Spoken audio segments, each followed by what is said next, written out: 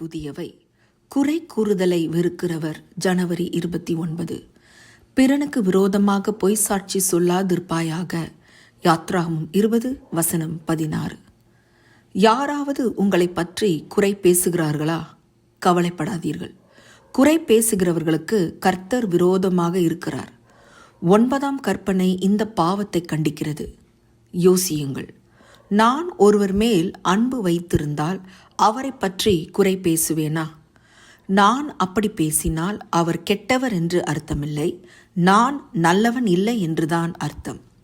யாராவது வேறு நபரை பற்றி குறை பேசும்போது எனக்கு மகிழ்ச்சியாக இருந்தால் எனக்கு அந்த நபர் மேல் அன்பு இல்லை என்று அர்த்தம்.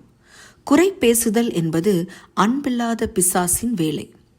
மற்றவர்களை பற்றி குறை பேசுகிறவர்கள் எல்லோரும் பொய் சாட்சி சொல்லுகிறவர்கள் என்று எலன் ஜி ஒயிட் அம்மையார் சொல்லுகிறார். அதை பார்ப்போமா?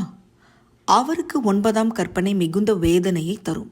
மற்றவர்களில் குற்றத்தை தேடுவது அவருடைய இயல்பாகிவிட்டது. இதை அவர் விரும்புகிறார்.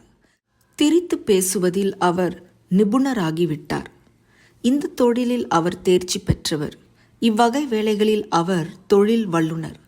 அவருடைய காதில் ஏதேனும் வதந்தி விழுந்தால் அது அவருக்கு அல்வா போன்றது. தனது அயலானுக்கு தீங்கு விளைவிக்க அதை அவர் பயன்படுத்துவார். ஆனால் இதன் மூலம் நான் தேவனுக்கு சேவை செய்கிறேன் என்பார். சாத்தானுக்கான இந்த சிறப்பு பணியை செய்து கொண்டே நான் பரிசுத்தமாகிறேன் என்றும் சொல்லிக் கொள்வார். எலன் ஜி ஒயிட், கடிதங்களும் ஆவணங்களும். ஆவணம் 23, பத்தி 20, 1885. 1692ஆம் ஆண்டு அமெரிக்காவின் மாசச்சூசெட் மாநிலத்தில் உள்ள சிறிய பியூரிட்டன் ஊரான சேலத்தில் ஒரு வதந்தி பரவியது.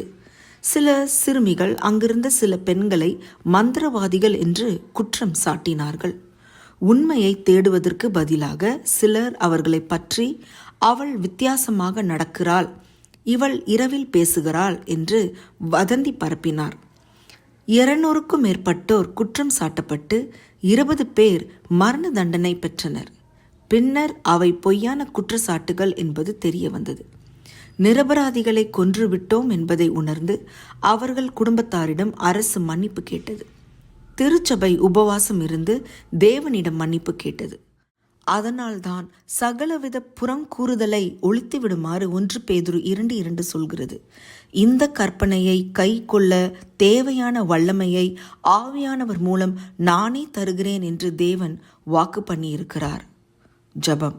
பேரன்புள்ளவரே, பிறருக்கு விரோதமாய் பேசுகிற பாவத்திலிருந்து நாங்கள் விடுபட பலன் தாரும். ஆமேன்.